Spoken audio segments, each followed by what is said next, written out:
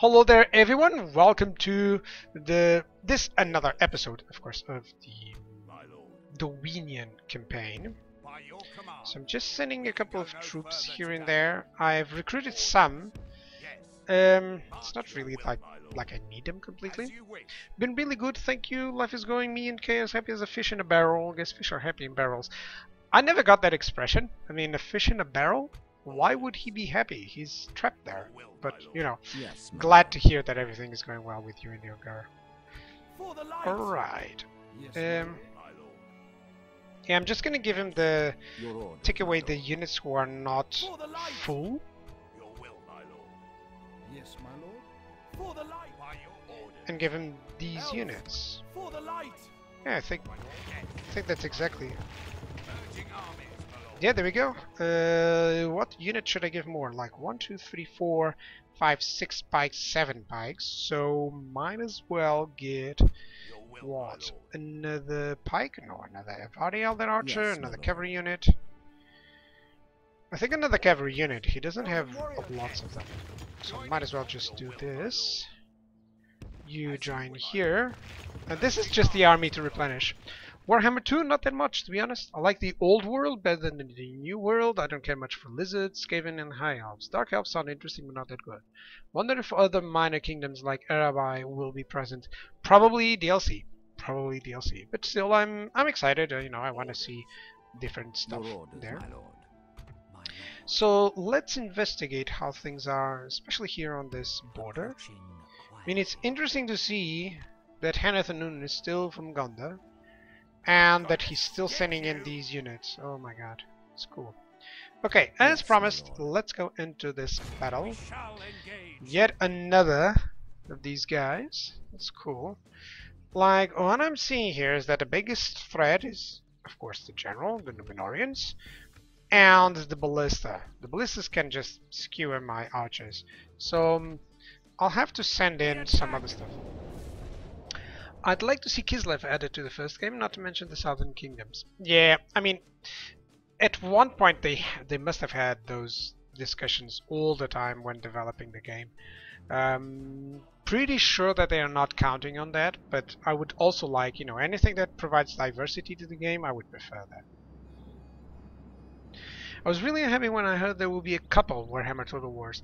Yeah, I would like to see something like this. Here's my take on what I would prefer to have happened, which is, you know, I wouldn't mind that they would send, you know, the smaller expansion-like stuff, but I would prefer one with a grand campaign with every single part of the map, because, you know, kind of think of they're doing the opposite of what happened, for instance, with Rome 2, or even well, yeah, with Rome 2. With Rome 2, they sent the full game was campaign map, you know, full campaign map, and then you had Hannibal's Wars, which focused on the Mediterranean part, Spain, Italy, and stuff, and then you'd have the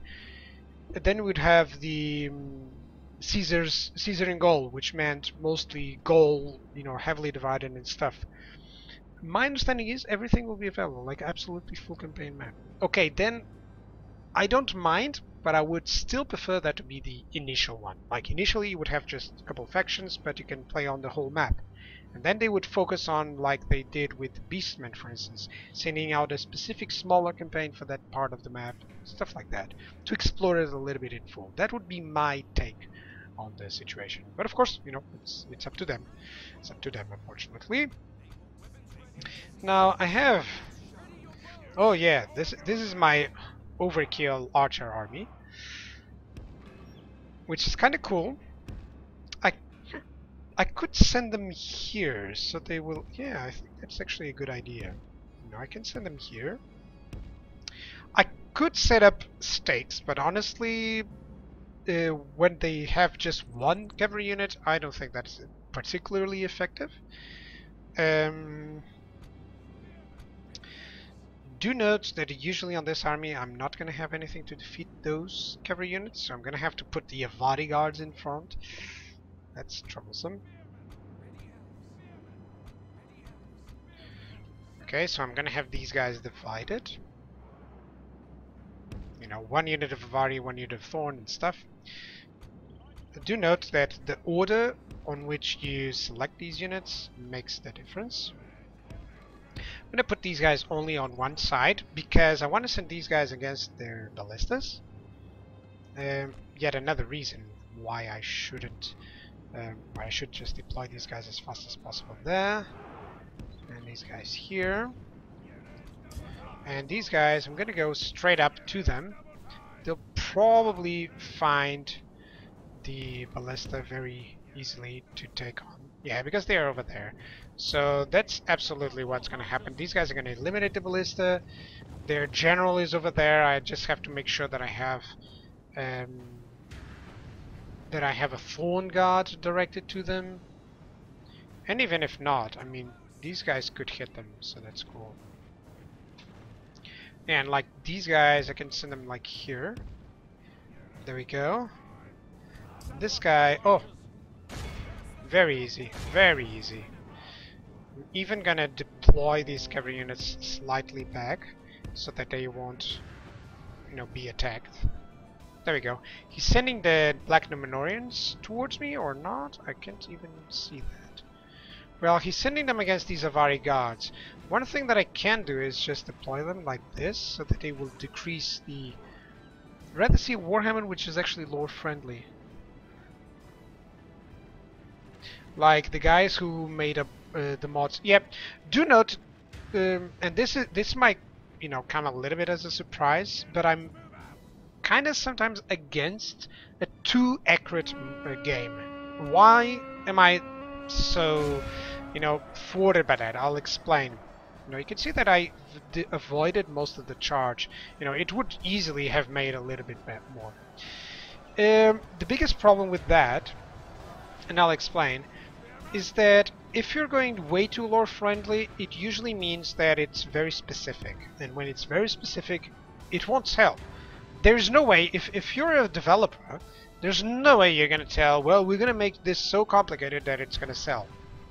It's never gonna sell, guys. It's never gonna sell, and in the end, you're gonna have to realize if it doesn't sell, then people won't play it, and it won't become the game that you really want. You know, you're gonna be, let's say, it's gonna be so specific that only you are gonna like it. Let's say, well, that's a huge, you know, too much of an example or too much of a statement, but I think you get the idea. Like, it has to be commercial. It has to sell a little bit still. And then, of course, that's where I don't like it. It's if it doesn't support mod properly, because right now the mod community is just so big, and that's my grudge. You know, if you're making a game, make sure that you can change everything. Just imagine a game where the factions are not as balanced as possible. Well, yeah, you usually have that. Usually have that most of the time. You know, there's no way. You know, there's always something. You know, I like. Oh, I got the general already. That's perfect. One of the things is that you always have to consider that. You always have to consider balance, because people are always going to talk about balance, and it's one of the hardest things to do. Because there's no way they can predict that people are going to start doing this, you know, or people are going to start going for this meta and stuff, you know. There's always going to be something that suddenly becomes overpowered because people are playing like this most of the time, you know. It's like, if you're way more into the meta part than I am, and you've probably seen it going from this to this to this without any changes, or without any major changes from the balance perspective, you know.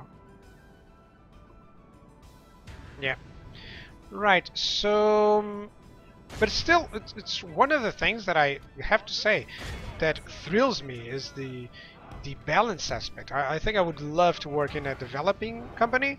I would love to work as the, you know, as the guy that would be responsible for making the balance. I wouldn't mind the taking the hit, you know. I think I would love that, actually. Okay, I think I'm catching up these guys. I didn't lose too much because they had raiders. It's not like they were catching up too much. Okay, and I just have to stop these archers units because they're hitting the Uruk archers, which I'm charging now. Hey, I managed to crush these Black Numenorians. That's cool.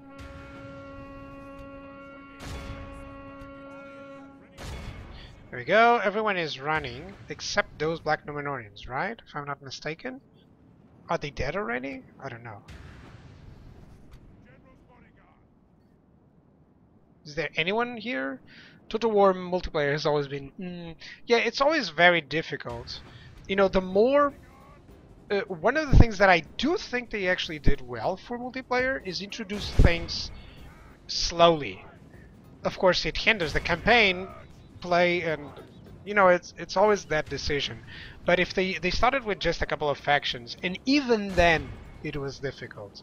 So can you imagine if the game was out now with all these factions and people complaining about balance?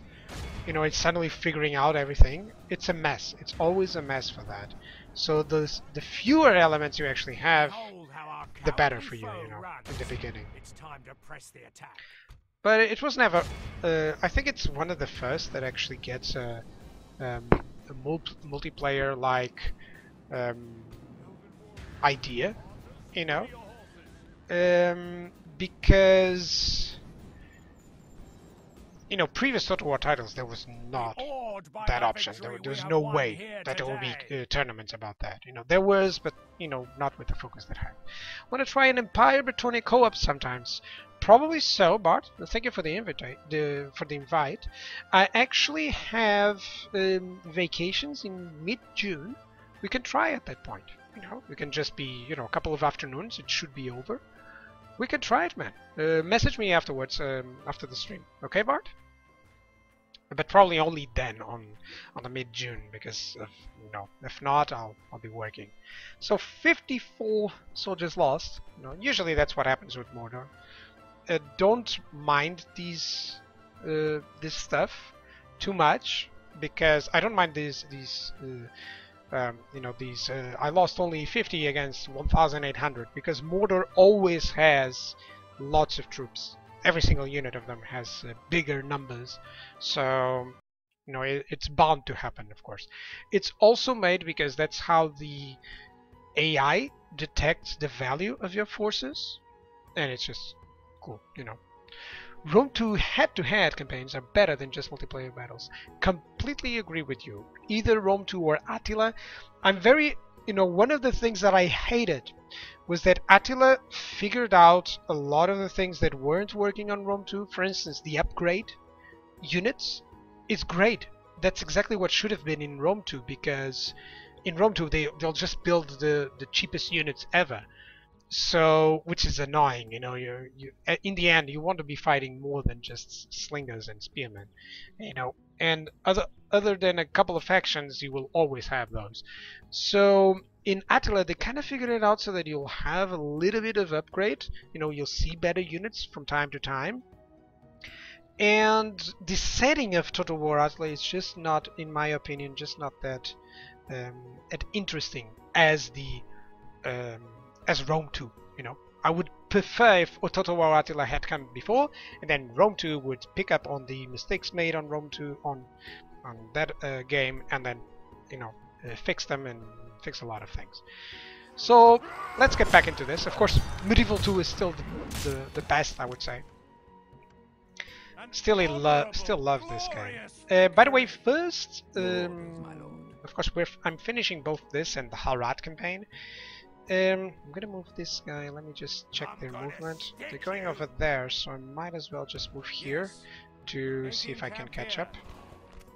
Retinue expands, enemy area routes. Okay, that's cool. I want to make sure that there's no other armies here.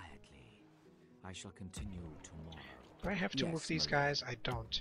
I have some places where I can recruit some units, but okay. Your orders, my lord. So we've defeated that army. I don't know if I should defeat this.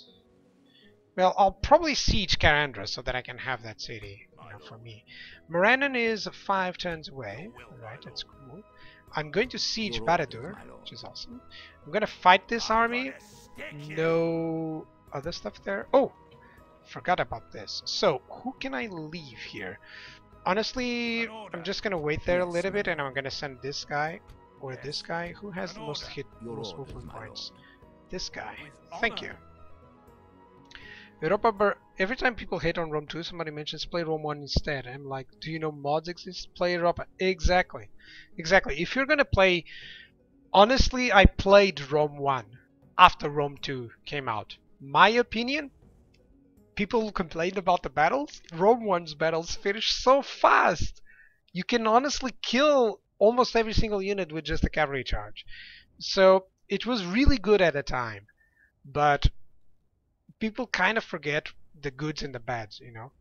That's my opinion. Like mods for Rome 1 were really good, and mods for Medieval 2 are really good. I mean, this game, other than a better AI, I wouldn't change too much stuff here. Yes, my lord. That's just my take. I know. Okay, so we're gonna siege Baradur. I prefer to siege out, mostly because I kind of want him to try and send more troops in, like this army. I want to see where he's going to send. This army, so I'm going to see this. This is a very bad army, but it can defeat this, and I would love to send over there. But let me just check one thing, because there was a big army nearby, and it seems like he just merged in there. Okay, let me see here. Yeah. And is this empty? No, it isn't. So I think this guy is gonna fight, and this guy is just gonna engage there. Yeah, I think that's it. So you're gonna engage this 5 turns, and you're gonna fight this. But if I'm going to fight here, I'm gonna go for the higher ground, and now I'm gonna fight. Cool. I want to see how these bladesmen feel against these units. You know, the Orcos, yeah, they're pretty much even with him.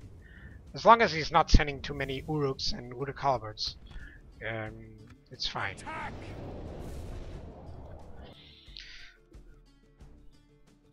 Still, you know, the biggest problem, for instance, for me with mods is that you kind of have to put your mind into mod-like when you're playing.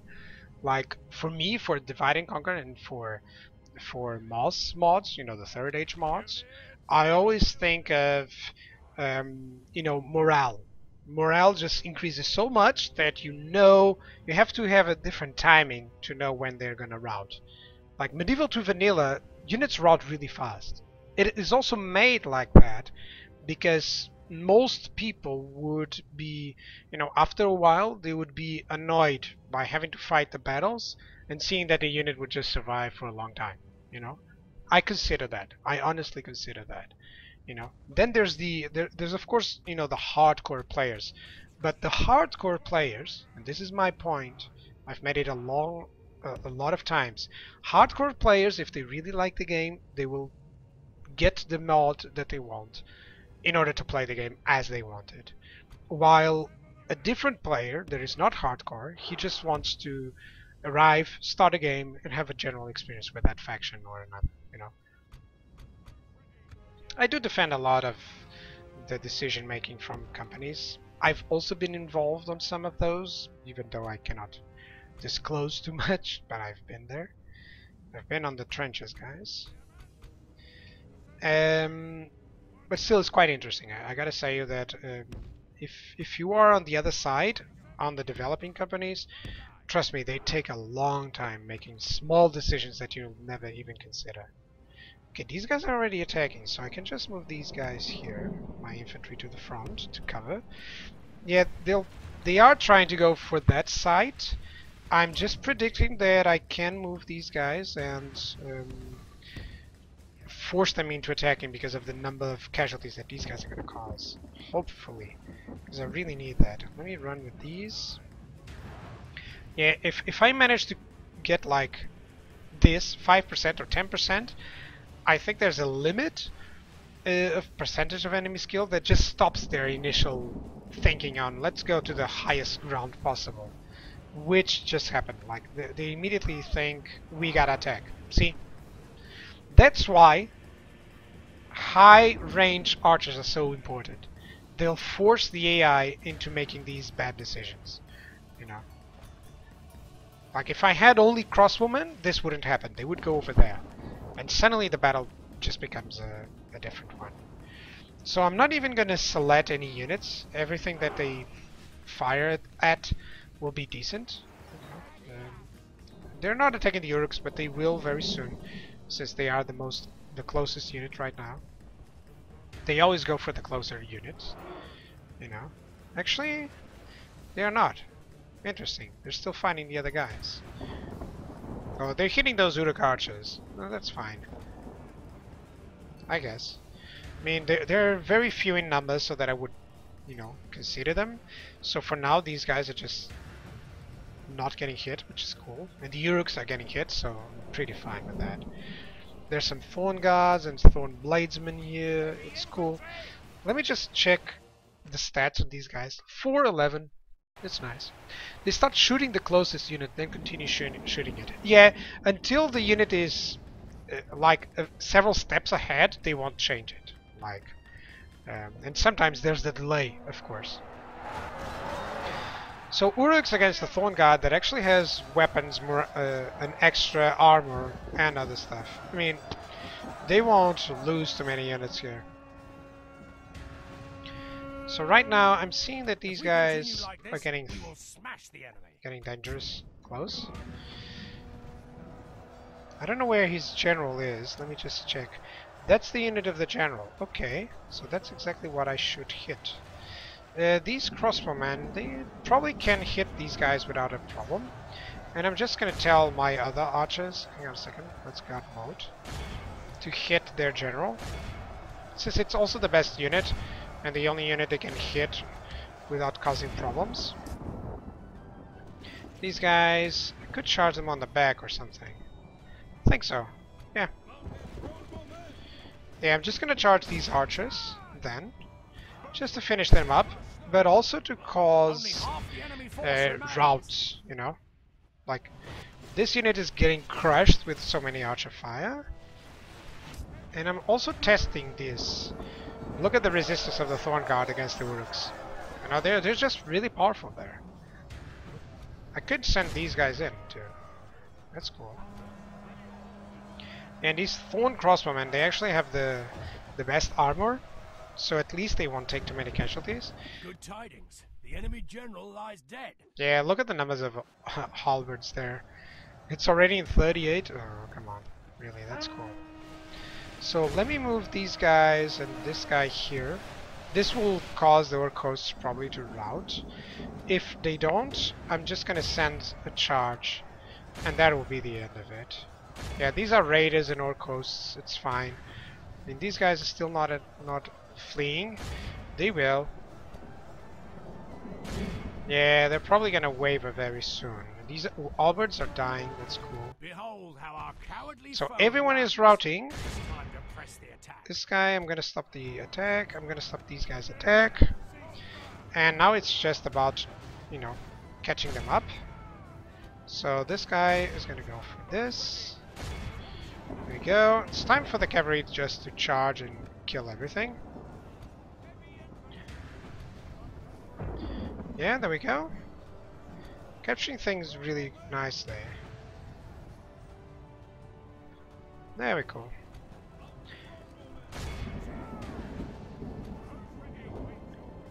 There we go. Let's times 6. I do have some units here that can move in.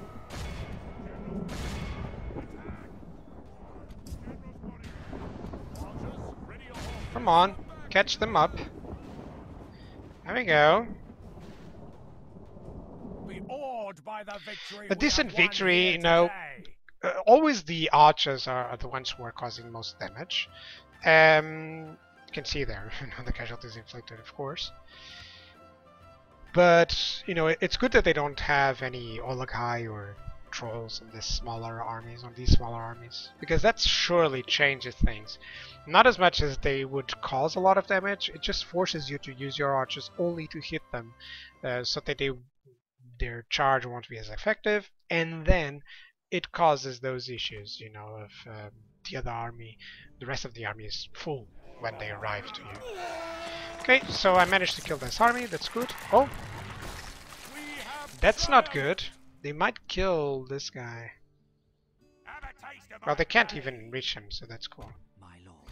Yes, my lord. So you... Hey! With honor. You can build a watchtower, that's This nice. tower will I keep can move. vigil over the land. So... everything is going well. Have a taste of He's my moving some blade. troops. This guy can wait for these units. This guy is full. It's nice. Yeah, things are going just great.